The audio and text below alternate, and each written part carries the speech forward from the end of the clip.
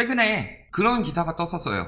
정부 공공주도 공급정책을 서울시가 태클을 건다. 그 대표적인 것이 용산 정비창이다. 사실 근데 대량의 공급임에도 불구하고 정비창 개발로 인해서 용산이 뜬다. 이런 이야기 하니까 토지거래 허가구역까지 지정했었죠. 대량의 공급정책임에도 불구하고 호재인 것처럼 이야기했죠. 이래놓고서 공급이 안 될 것이니까 또 오른다. 이런 식으로 이야기를 하고 있죠. 해당 지역에 대해서 보겠습니다. 도시재생 믿었던 용산 그 동네. 이제 또 만들어요. 빌라 거지.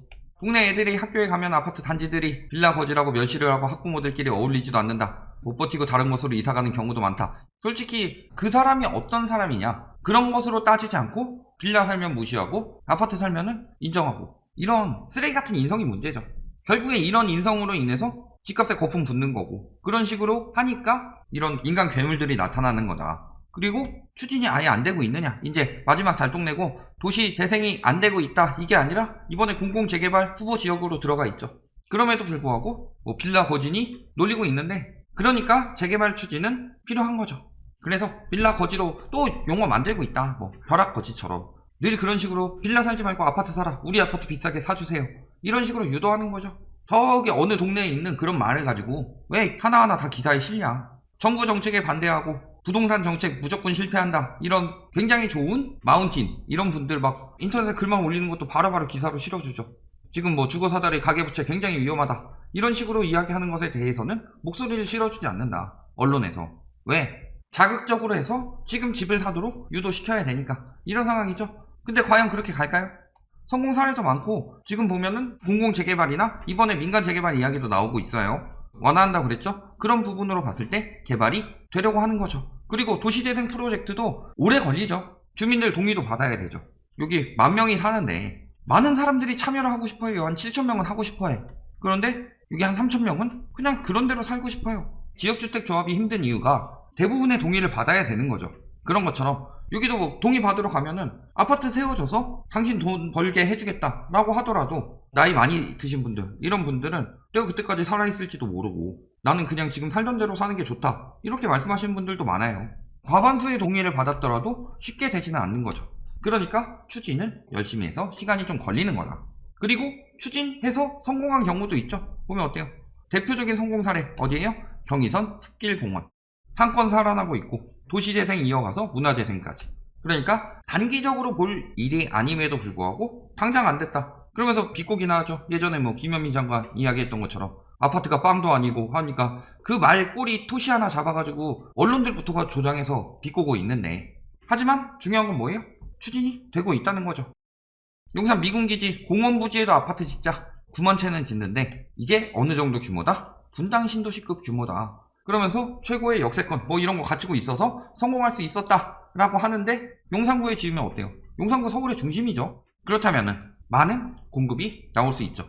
물론 지금 당장 저걸 다 공급을 해야 되냐, 혹은 공원 부지로 남겨주면서 어느 정도 자연도 지켜야 되냐, 이런 부분에 대해서 의견 충돌은 있을 수 있죠. 여기서도 희망 고문이다 이런 식으로 이야기하는데, 요런 건 일단 추후에 추진하더라도 지금 2사 대책 그리고 그 이전에 8사 대책 3기 신도시 요것만 추진 잘해도 집값은 확실히 잡히고도 남는다는 거죠. 과거 일본 부동산 붕괴 시기 때 보면 뭐가 있었어요?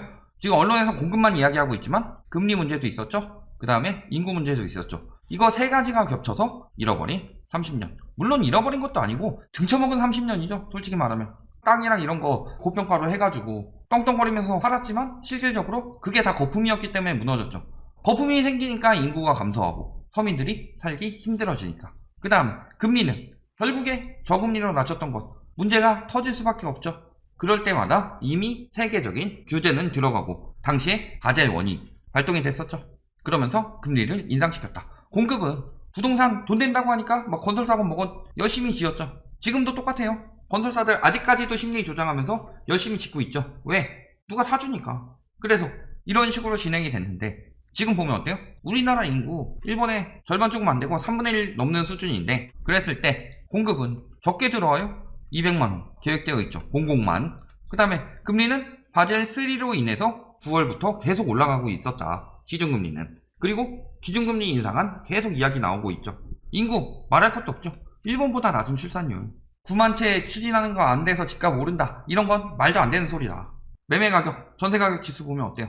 용산 같은 경우는 거의 변동 없죠. 보통 이 정도로 많이 낮아졌을 때 이미 이렇게 올라가다 상승폭이 꺾인 다음에 갑자기 금리 인하가 있었다, 혹은 갑자기 뭐 대출 완화가 있었다, 이런 식으로 수요가 확 늘어나도록 유도하지 않는 이상은 상승폭이 꺾이면 그 다음에는 긴 타선기간 가지다가 떨어지는 수순으로 가게 된다. 왜 타선기간이 길어지냐면 상승세에서 하락세로 갈 때는 거래가 안 되기 때문이죠. 거래가 안 되니까 떨어지는 것처럼 느껴진다. 어차피 지수를 표시하는 방법상 떨어지더라도 상승 쪽으로 지표가 나타날 수도 있죠. 그런 상황에서 지금 상승폭이 꺾여서 계속 보합 중이다. 나중에 어느 쪽으로 가냐? 이건 답이 나오는 거죠. 전세 가격 역시도 마찬가지고 임대차 3법 때문에 미친듯이 오른다. 그 전세 가격 역시 지금은 횡보하고 있죠. 자, 그러면은 왜 이렇게 되느냐? 거래가 안 되고 있으니까. 거래량 계속 줄어들고 있죠.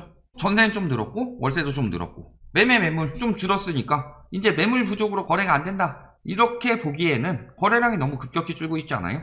대부분은 뭐예요? 매물 부족보다 가격 부담이죠. 가격이 부담이 되는데 6월 이럴 때는 금리가 3월 5월에 떨궜으니까 거래량이 늘어날 수 있다 치지만, 이제는 8월 9월부터 금리가 계속 오르는데도 무리하게 부추겨서 거래량 늘어나고 올해 들어와서 처분할 건 웬만한 건 다 처분됐으니까 떨어지고 있는 거죠. 거래돼요? 안 되죠. 15억 이상이 많은데 대출이 안 나와요. 현금 15억 가지고 있는 사람이 투자 목적으로는 안 사겠죠. 실거주 목적 정도로는 살 수 있는데 그 정도까지 자산을 키우고 엄청나게 뭐 사업적으로 성공해서 부동산 시장 잘 모를 수도 있지만 보통 그럴 땐 전문가가 붙어있죠. 그런 사람들이 지금 와서 사겠느냐? 그냥 아예 너무 마음에 들어서 돈 같은 거 신경 안 쓰고 산다, 이 정도면 모를까?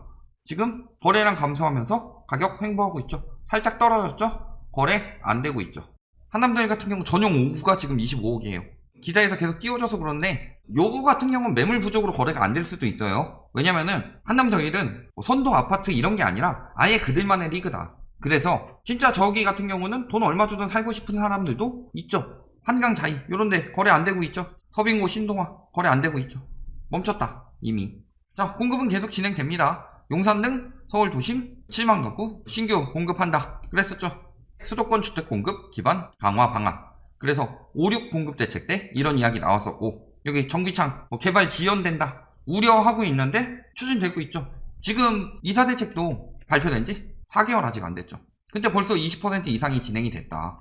굉장히 빠른 속도인데 이걸 가지고 아직도 20%밖에 안 돼요. 자꾸 이런 식으로 유도하고 있지만 결국에 공급은 계속 나온다는 거고, 특히 서울에서 공공공급 맨날 그런 이야기들 하죠. 서울에는 공공택지가 거의 없어서 정비사업을 완화해야 된다 무조건. 그런데 일단 재건축은 자꾸 집값을 자극시키죠. 언제부터 그거는 확인이 됐어요? 멀리 가볼 것도 없이 부동산 3법, 재건축, 연한 완화, 그 이전에 초이노믹스가 있었고, 그런 것들 보면 재건축은 건들면 안 된다 지금. 그러니까 오세훈 시장도 명분상 집값을 떨어뜨리겠다고 이야기를 하고 왔는데 재건축 이야기 잘못하니까 가격 쭉쭉 오르니까 규제만 계속 하고 있는 거다. 그렇다면은 공공택지가 많이 들어온 지역들이 위험하다는 거죠. 그 중에서 서울에서 가장 많이 들어오는 곳 핵심 두 군데만 뽑으면 용산 정비창이랑 태릉 골프장, 여기가 제일 많이 들어오죠. 그러니까 가장 크게 타격을 입을 수 있다. 여기에 뭐 교통 대책이 추가되겠어요?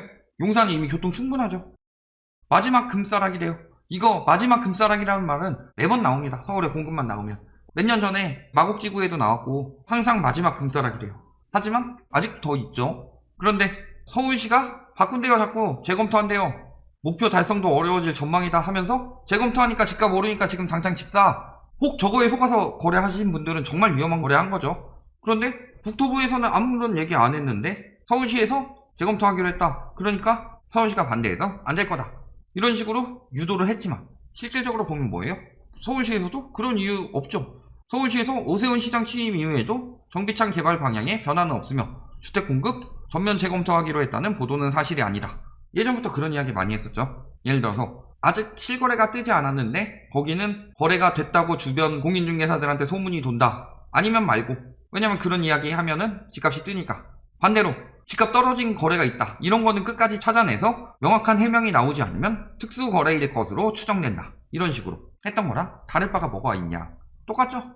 그러니까 이제는 저런 식으로 하는 것도 안 되니까 결국엔 뭐라 그래요? 이제 강남 사람들 와서 성동 용산 집값 올랐다. 이거는 지금이 아니라 작년이에요. 작년. 증여는 어려운데 증여 플러스 대출 해가지고 소량 증여해주고 대출을 대신 갚아주는 거, 이런 것들은 쉽죠. 그렇다면은 작년에 3월과 5월에 금리 뚝 떨어지면서 대출 부모가 몰래 대신 갚아주고 증여해도 되죠. 어느 정도는 증여해주고 그런 식으로 많이 몰려갔죠. 용산, 성동 엄청나게 많이 간 것처럼 보이죠? 누구들이 많이 가요? 강남 키즈들이. 강남 키즈들이 왜 여기 가느냐? 강남 살지. 결혼을 하고 신혼집을 구해야 되는데 우리나라 그런 것들 있잖아요. 가뜩이나 부자 시부모에다가 집까지 해주고 하면은 불편하죠. 반대쪽 배우자 입장에서는. 그러니까 어떤 쪽으로 가는 거예요? 이쪽으로 가는 거죠. 한강변도 있고 서울 중심이라 교통도 좋고 뭐 강남 멀지도 않은데 그렇게 가깝지도 않아서 매일같이 참견할 수는 없고 이런 곳으로 많이 간다. 그래서 그때 선택된 곳이 어디다? 용산하고 성동구의 한강변이다. 그리고 마포 같은 경우는 덤벼볼만 하니까 30대들이 빚 엄청나게 끌어안고서 매입한 게 많고 이미 지금 증여세 올랐어요. 그 다음에 3월 이후에 증여 안 나온다고 하는데 증여 해줄 만큼 해줬죠. 그럼에도 불구하고 아직도 더 계속 이동한다. 사서 올릴 거다. 그런 시기는 지났죠. 증여성 거래로 거래량 늘어난 거 이번 3월이 마지막이죠. 지금 12월 끝나고 계속 떨어지다가 3월 반짝했다가 다시 떨어지고 있는 추세죠. 3월에 왜 반짝했어요? 공시가격 발표. 그러니까 증여성 거래가 반짝한 것일 뿐이지 지금은 아니라는 거죠. 그러면서 전세 난민 계속 전세 밀려난다. 용산에서 또 계속 밀려나고 있다. 이런 식으로 이야기하고 있는데 오래 못 간다고 그랬어요. 전세가 상승은 금리 플러스 언론의 선동이죠. 왜냐면은 집값을 올리든 전세가를 올리든 다 같이 한꺼번에 올려줘야 돼요. 그만큼 담합이 불법이고 위험하다는 거죠. 그런데 언론에서 그 임대차법이 이전부터 오르던 전세가를 가지고 임대차법 때문이다. 그러니까 올려야 된다. 4년치 미리 받아야 된다. 전세가는 평생 오르니까 이런 식으로 유도해서 오른 것일 뿐이죠. 그런데 금리 올라가고 전세 대출 쪼이고 있죠. 그렇다면 전세가도 안정이 될 것이다. 그렇다면 지금 용산에서 매매가가 오를 이유 있어요? 호재 있어요? 공급만 많이 들어올 상황이죠. 그러니까 한남동 같이 그들만의 리그 자꾸 뭐 한남 더일이 얼마 거래돼서 계속 오른다 이런 말에 넘어가지 말고 핵심은 뭐다? 추세를 봐라. 결론 어때요? 공급 정상 추진이죠. 플러스 오히려 더 많은 안이 나오고 있다. 용지가 많이 있으니까.